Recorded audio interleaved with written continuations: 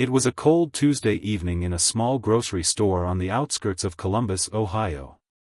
The kind of store people visited after work, when their shoulders were heavy and their patience thin.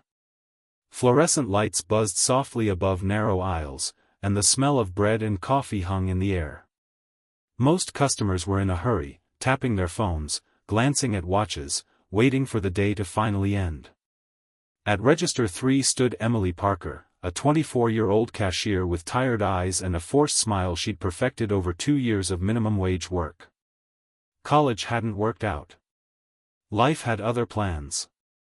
This job paid the rent for the small apartment she shared with her younger brother, and that was enough, or at least she told herself it was.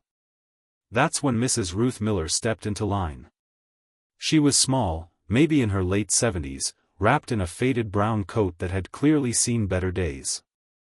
Her gray hair was neatly tied back, and her hands trembled slightly as she placed her items on the counter: a loaf of bread, a can of soup, a small pack of rice, and a box of generic tea bags. Nothing extra. Nothing unnecessary. When Emily told her the total, $7.43, Ruth nodded quietly and reached into her purse. That's when the sound began. Clink, clink, clink. Pennies. Dozens of them. Some shiny, most dull and worn. She poured them carefully onto the counter, apologizing under her breath. "I'm sorry, dear," Ruth said softly. "I know it's a lot of change. I counted it twice at home, but I might be a little short." The line behind her stiffened immediately. A man in a suit sighed loudly. Someone else muttered, "Unbelievable." The store manager glanced over from across the floor, already annoyed. Emily felt her stomach tighten. She could have done what most people did. She could have rushed her. She could have called the manager. She could have treated Ruth like an inconvenience. But instead, Emily smiled. "That's okay," she said gently. "Take your time." As Emily began counting the pennies, one by one, Ruth's eyes filled with tears. "You see," Ruth whispered, barely loud enough to hear, "my husband passed last winter. 43 years together. The bills didn't stop when he did." Emily kept counting, listening. "I worked as a school lunch lady for most of my life. Never made much. Social Security helps, but food prices keep going up. Some days I just drink tea and go to bed early." Emily swallowed hard. When she finished counting, the total came to $7.12. 31 cents short. Ruth noticed immediately. Her shoulders sank. She began scooping the pennies back into her purse. "It's all right," she said, forcing a smile. "I'll put something back." She reached for the bread. That's when Emily did something no one expected. She reached into her own pocket, pulled out a few coins, and quietly placed 31 cents into the register. "It's covered," Emily said. "Please don't worry." Ruth froze. "Oh no," she said quickly. "You can't do that. That's your money." Emily shook her head. "I want to." For a moment, the entire store went silent. Ruth's eyes filled completely now, tears spilling over as she reached across the counter and held Emily's hand. "You have no idea what this means," she said, her voice breaking. "No idea at all."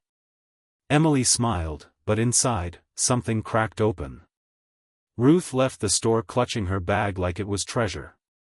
Emily thought that would be the end of it. She was wrong. The next morning, Emily arrived at work to find a handwritten note taped to her register. It read, "Your kindness fed more than my stomach. It fed my hope. Ruth." Below it was a small envelope containing $5. Emily tried to give it back. Ruth never returned. But the story did. A customer had filmed the moment quietly from behind, originally annoyed by the delay. That video, Emily counting pennies patiently, paying the difference, Ruth crying, was posted online that night. Within 48 hours, it had millions of views. Comments flooded in. This made me cry. My grandmother was Ruth. We need more Emilis in the world. The store owner, Mark Jensen, saw the video too. Instead of reprimanding Emily for slowing the line or using her own money, he called a staff meeting. He announced something no one expected. From that day forward, the store would create a kindness fund. Customers could donate spare change. Employees could use it, no permission required, to help anyone short on groceries. No questions. No judgment. Within weeks, jars appeared at every register. Within months, other stores followed. Local news covered it. Then national outlets.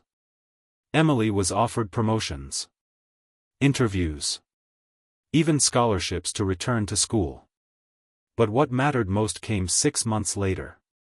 One afternoon, Emily saw a familiar coat in line. Ruth Miller. Healthier. Smiling. Holding a basket with more than just basics. I wanted to tell you, Ruth said, I volunteer now. At the food pantry. Because someone reminded me I still matter. Emily felt tears burn her eyes. That store never felt the same again. People slowed down. They talked more. They judged less. All because of 31 cents and one decision to care. So if this story touched your heart, remember this: kindness doesn't need permission, wealth, or perfect timing. It just needs someone brave enough to act. Like the video. Subscribe to the channel.